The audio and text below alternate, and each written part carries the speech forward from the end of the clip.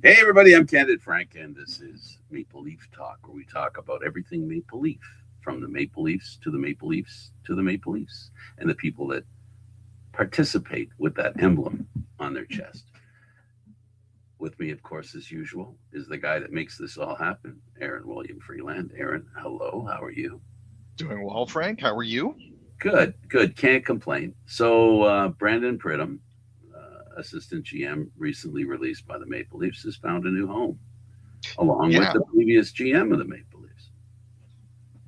and it's kind of, I mean, it wasn't really surprising. Brandon and Kyle have been linked to the hip ever since Kyle started coming up with the Marlies back in 2014, 2015, and building the team there. Um, Pridham was the Maple Leafs cap wizard. There's no disputing that. He was the gentleman that helped us work around and figure out all that we needed to figure out when it came to money. So he's now plying his trade in the beautiful state of Pennsylvania with Pittsburgh. And, as everybody says, Kyle Dubas loves his guys. Brandon Pridham was definitely one of his guys. Um, you know, so good to see that he's actually found a home there. Speaking of that, another one of another one of Kyle Dubas's guys, Nick Robertson, has signed with the Pittsburgh Penguin. It's a two-year deal with an average annual value of $3.25 million. So he's very happy about that. It's a shame we couldn't keep him for longer here in Toronto. It's a shame he didn't have the opportunity to develop. But as it currently stands, I think that's the best solution for pretty much everybody. Absolutely, it is. So, Leafs Sabres both want a 1,400 point player, free agent. Yeah. Um, here's the thing. This guy was out of the league for a couple of years. Came back last year with Detroit. Um, as it currently stands, with 1,400 points, he is the most accomplished player remaining in NHL free agency. He's not expected to return to the Detroit Red Wings, which opens the door for him to join a number of other teams. David Pagnotta from the fourth period said that Kane could consider a return to the Blackhawks.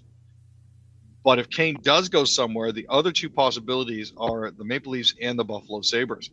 Um, I know that the Sabres recently made some moves uh, with a couple of players, shipping one out, signing another guy long term.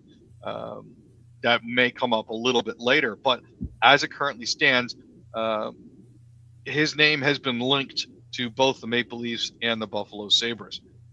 It doesn't sound like it's a done deal, but there's been other speculation about Toronto and Buffalo's landing spots as well. Because Kane is originally from Buffalo, that could be why the Sabres would make a lot more sense. They would probably try to get him for something close to league minimum, just because of his age and because of the health issues that he's had. But as it currently stands, those are the two most likely destinations for him. Beautiful. Could an NHL standout defenseman and Calder Cup winner push for a Jets roster spot, Aaron? There is the very real possibility that that could happen.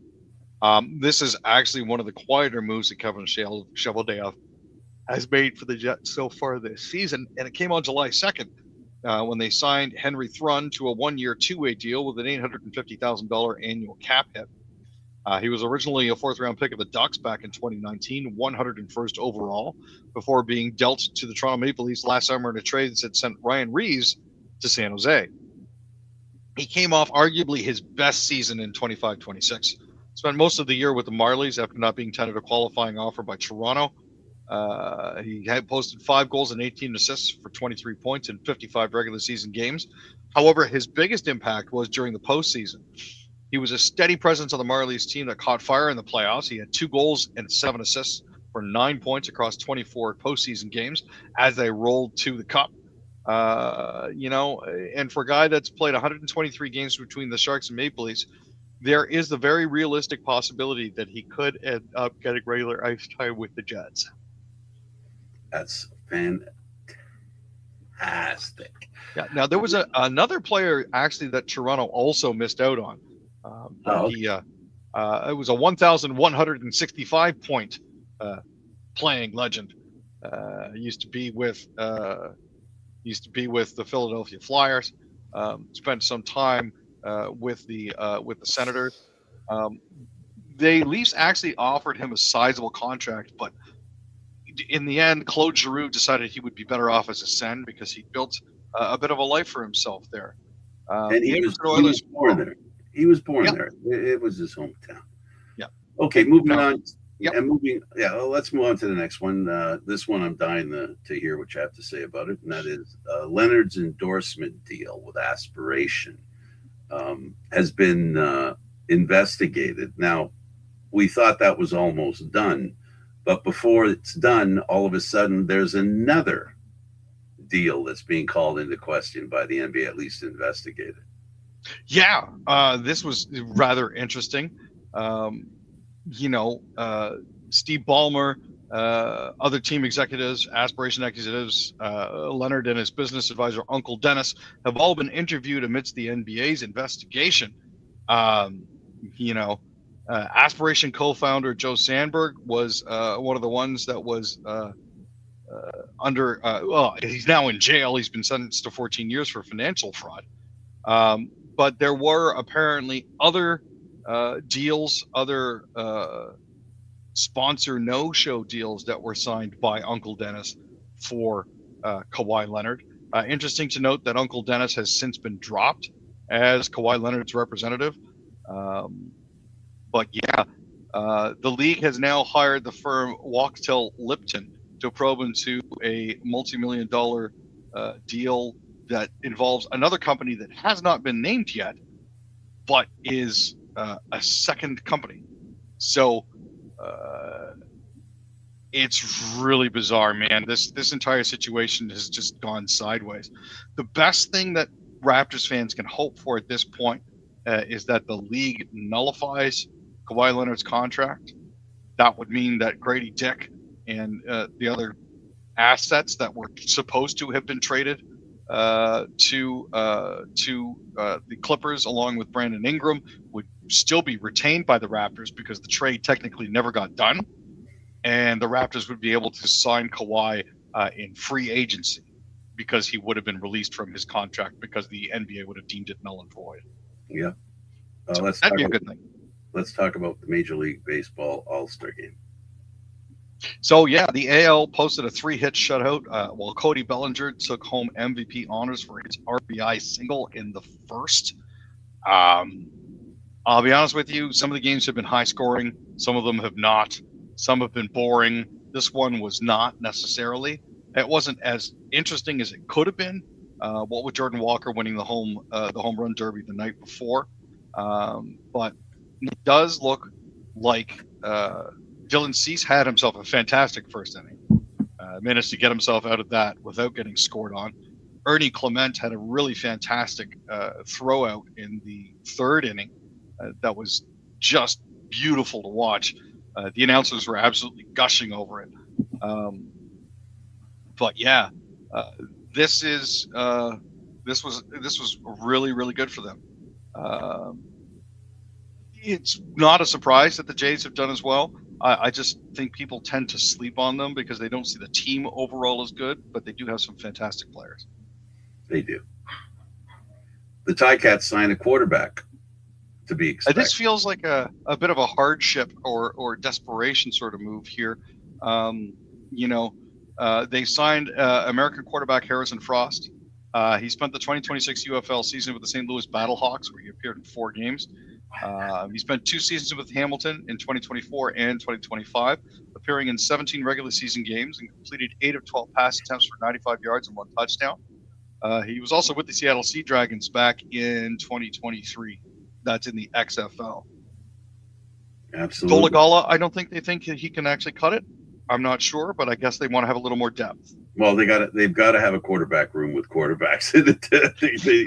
They're a little empty. They've got one missing that's pretty important to the organization. Let's talk about the Alouettes, and they signed a running back, Rashawn Baker. Now, Baker spent some time with the Elk in 2026 after taking part in their last training camp. He was at Elon University, carried the ball 183 times for 859 yards and 9 touchdowns. He transferred after 3 seasons at Bucknell, where he had 1,359 yards and 15 touchdowns on 335 carries. He's originally from New York. He was with the Giants in 2025 and later spent time on the Patriots practice roster. It'll be interesting to see how he fits in with the offense in Montreal. Absolutely. Let's go to the NHL and the Canadian teams, and we'll start with Montreal and talk about Patrick Kane. So there was mention of Buffalo and of Toronto looking into picking up Patrick Kane. But another team on the East Coast that could potentially be interested would be the Montreal Canadiens. They could always use another skilled forward on their roster. With 2 weeks now having passed since the start of free agency, there's not a ton of UFA options still available for taking. Now, they still have an intriguing potential target to consider in Patrick Kane. They could, it's fair to say, use another skilled player in their top 6. He's not as dominant defensively as he was during his prime years. He had a solid season in 25-26 with the Detroit Red Wings. He had 16 goals, 41 assists, and 57 points in 67 games. And that was after he had 59 points in 72 games with the Red Wings the season before, and 47 and 50 in 2023-2024.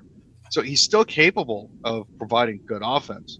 But it would also be a good idea to have a veteran like him on their roster as the Habs are starting to enter their Stanley Cup window. I mean, after all, Kane's won 3 cups, so there's that to consider as well. It would be interesting to see if the Habs make a push for Kane on a 1-year deal. There could be a good match there. Absolutely. Kane is a really good player who knows how to win. He is, of course, a little older than most players. So, there's that. But, considering the kind of team Montreal has, there's a lot of players that they could, in fact, could use a bit of an education from him. I think that's important. Looking at the Ottawa Senators, Shane Pinto has, I guess, lifted the veil a little bit over how the team reacted to Matthew Tkachuk's trade. Yeah. Now, it's one of those situations where you got to sort of look at it with a bit of you got to take the news with a little bit of a grain of salt, mainly because on a personal level, Shane Pinto and Brady Tkachuk are still best buds. They've been friends for a while. They're going to be friends for a long time. There's always going to be the business side of hockey too, so you just have to leave that out. But there was a lot of media noise made about his podcast with his brother called Wingman, and also the fact that Tkachuk had been telling teammates for years that he eventually wanted to leave Ottawa, and that apparently some players were kind of getting tired about it. Now, while some players obviously have different opinions on that, and their stories would be different, Pinter there has taken the opinion that, it's not necessarily a bad thing that he left. It certainly is an opportunity for the team, but it's not necessarily as bad as people are making it out to be. Certainly, his dad didn't do them any favors by appearing on his podcast and tearing a strip off some of the players there. But, it is what it is. It is. And his departure was while there was a boatload of denial all last year. While the complaint is that this isn't going away. And meanwhile, on the podcast, they're talking about it. So, if you're going to complain about the story about him leaving the team was too much, it would have helped if his dad, and if they didn't mention it on their podcast, that was something they needed to do because of the way he was treated. It's all kind of, it comes across almost, Aaron, as being disingenuous, in the sense that, was he really planning on staying? I guess leaving proves that, he's not staying. But you know what? Players have the right, and they should have the right to sign on with a team or not. There's some issues with the way a player can decide to leave a team. I really think that if a player signs a contract The no trade is something they have a right to ask because they're signing to play in that city. But I don't think they should be able to turn down a trade once they say they want to leave. If they want to leave, then there should be something that's more fair for the team that has his rights to have a fair shot at selling him for at least some sort of value, right? But the players don't want that. And this is why I think they don't want it. Because the less it costs you to sign that guy, the more attractive he is. No, and it's a difficult situation for all involved when it really comes down to it, man, because there's certain things you can and can't do. There's certain things you should and shouldn't do. And at the end of the day, wherever he lands is wherever he lands. I'm not going to complain over much about it, but this is where we're at, why we're at where we're at. They're going to have to fix this because it just isn't fair. If a player decides he wants to leave, he shouldn't be able to say, "I want to go to this team."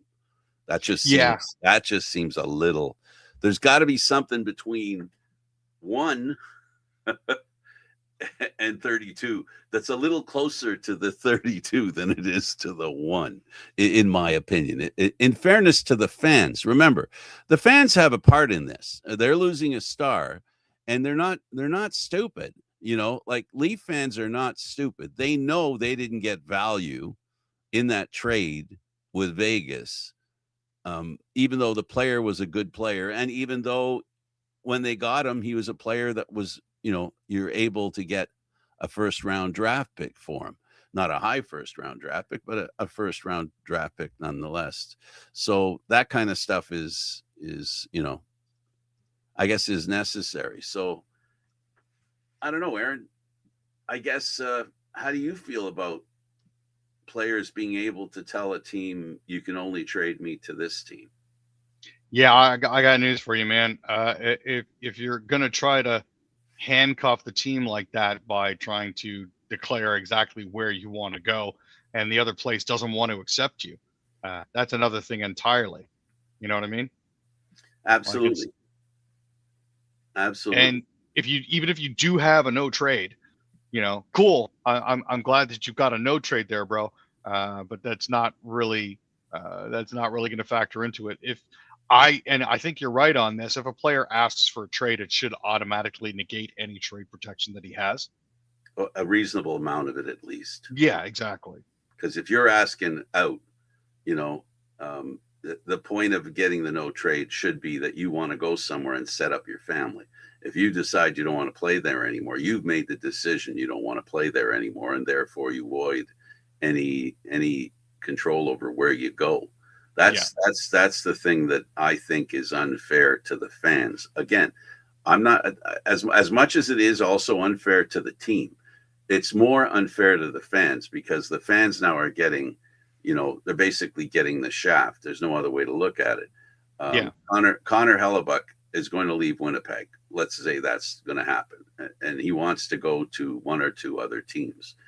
The negotiation between his present team and the next team, the present team is handcuffed. The fans are not going to get a reasonable return just because that return isn't, there's no real debate over his value, because there isn't. Even though we all know how good he is, if his value must be tied to what the team gets for him. So you have an asset of Connor Hellebuck, and then you get a player. One would hope, for the sake of the fans not feeling kind of cheated, that they would get something of value comparable to him. And the way the system is, that isn't happening. So it's something that I think needs to be worked out better. But then again, the players and the owners make the decisions, right? Whatever doesn't, bother them, they're going to make the decision. But I'm assuming there's going to be enough teams who have been put in this position that maybe they'll start putting some pressure on to say, hey, come on, this is ridiculous. A guy wants to leave. We need a fair shot here at having our asset return, at least instead of 20%, like 80 instead is my point. But that's where we are, right? I mean, there is one good thing to consider in all of this, and that is after signing Peyton Krebs, the Sabres could potentially squeak Hellebuck in under their cap. Just as a thought exercise here, the Sabres are down to about $5.4 million in cap space after the Krebs signing. If they traded Ukko-Pekka Luukkonen for Connor Hellebuck, I know it doesn't sound like exactly a fair trade or a one-to-one based on how Ukko-Pekka Luukkonen has performed versus how Connor Hellebuck has performed. But, you know, if Luukkonen were the only roster player subtracted in a Hellebuck trade, that would leave the Sabres with about $1.6 million in cap space, which isn't necessarily a bad thing. But again, what with players trying to dictate where they go, like Dylan Larkin saying, well, I'm only going to this team, and this team. He apparently has added a fourth. But like that doesn't really help his team fulfill what he wants, because if he wants to go to a specific team and they don't have anything they can give you back, what's the point? Absolutely. So. Absolutely. All right. So did you happen to catch the tail end of the footy match? No, I wanted to ask you about that, but I didn't get a chance. I didn't get a chance to see the end. I was doing some work to catch up to get this done with you. Why don't you tell us what happened? Sure. So England jumped out to a lead, and everybody seemed to be not very happy about that. And then Argentina scored to tie it up really shortly afterwards too. It wasn't all that much longer, and they stuck around at 1-1 all the way through into stoppage time until Argentina managed to score a second goal in the 3rd minute of stoppage time, which sealed the win for them. So it's going to be Argentina going on to play Spain, and that is going to be a humdinger on Sunday. So England, unfortunately, squashed. Norway, unfortunately, couldn't advance. France was absolutely neutralized by Spain. And when I say absolutely neutralized, I mean they had no choice in the matter. It was Mbappe was locked down, Dubas was locked down. This has been some absolutely fantastic soccer to watch. Well, Spain, I think it's 3 tournaments in a row that they won, that they beat France. So It's not like Spain surprised anybody, even though people like me thought France was a lock to win the thing. When one looks at all the facts, historically, if you will, and factually, it shouldn't be a surprise that Spain won. The other question is about Argentina. I haven't heard anything from you that indicates that the wink, wink Argentina officiating played a part in the game. It didn't feel like it. It didn't seem to me like there were a lot of questionable calls. There were borderline calls that went both ways, but it didn't seem to me to be weighted one way or t'other when it came right down to it. So, But you know why I ask. Of course. Well, hey, look, Argentina, Messi, one of the greatest players of all time. I believe it's quite possible this will be his last, possibly his last kick at a World Cup. The game is going to be very interesting because you're going to have 2 European teams that have a history over the past, 12 years that have been very dominant. So, and they're 2 teams that really, really know each other. So that means it's going to be more boring than usual. and here's the thing. If they do manage to actually win it again, I think they'll be the first repeat championships winners in at least a decade. Yeah. I don't recall another team that's gone back to back, at least not in recent memory. Brazil, I think, I don't know if they're the last team. Hey, Google, help me out here. Let's see. We'll do Google on here. Hey, Google, when was the last time a team won back-to-back World Cups in soccer? Ding, ding, ding, ding, ding, ding, ding, ding. It's thinking. Look at that. 58 and 62. Guess which country? I was going to say 58 and 62 was definitely Brazil. It was Brazil. But it has been 48 years since the last Yeah. time it happened. So it's a great thing that, you know, that Spain is in. I think it's great that they're in because they have star players. Don't get me wrong, but they don't have the kind of stars that Mbappe is, that Holland is, you know, these teams, and England, Kane, you know, they don't have one of those, and Argentina has Messi. So we have, you know, we have a situation where you have a big star has an opportunity to add another star, you know, in his resume, right? So it's going to be interesting. It's going to be very interesting. Yeah, for sure. I mean, you have star power versus firepower when it comes to Argentina Absolutely. versus France. And that is going to be some either wildly exciting football or bore me to tears defensive football. And it can go either way. How excited are you about, just for the sake of conversation, how happy are you with the work that Chaika has done for the Leafs? As it currently stands, I think he's done a lot to revamp the Maple Leafs blue line. I think he's done a lot to address bottom six scoring, which is important, mainly because it'll help Austin Matthews get back in the saddle and take some pressure off him if he's not necessarily producing. I think he's had a very successful offseason.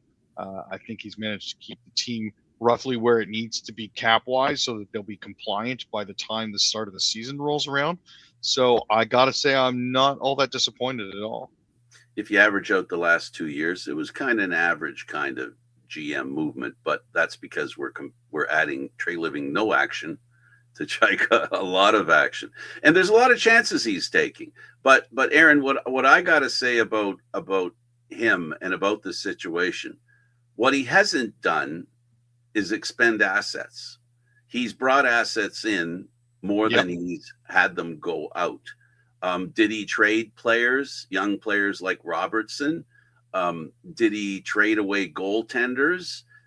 Yeah, he did all those things. And Aaron, you know, I think about it this way, and you know, people can disagree with me, but he got something for the guys that left. It could have been very easily a situation during this season that he would have got nothing for Robertson and the goaltenders, right? You know what I mean, right? Because I do 100%. And because at least we can say that. So whether he's made good choices remains to be seen. That goes without saying. We can sit here and you know, talk about the players he brought in and how they can fit in as individuals. But what really is going to be the telltale sign, Aaron, is what they look like in camp and what it sounds like when they play. And by sounds like, I mean sounds like. Instead of the heavy breathing, trying to follow other teams, if they can be more aggressive and take control of hockey games like they did in the Core 4 era. And this time they're going to have to do it a different way, like they were planning on doing last year, but the different way last year just didn't pan out. The heavy game just didn't perform well. Yeah, didn't work out the way that they were expecting it to last year. And unfortunately, I don't think the coach matched with the players that they had to try to play that style of hockey. So that being what it is, you know, we now have a fresh page. We now have a new general manager, and it's a brand new season once September hits. Thank you, Aaron. Thank you, Frank. He's Aaron William Freeland. I'm Candid Frank Stanishi. Thank you for watching.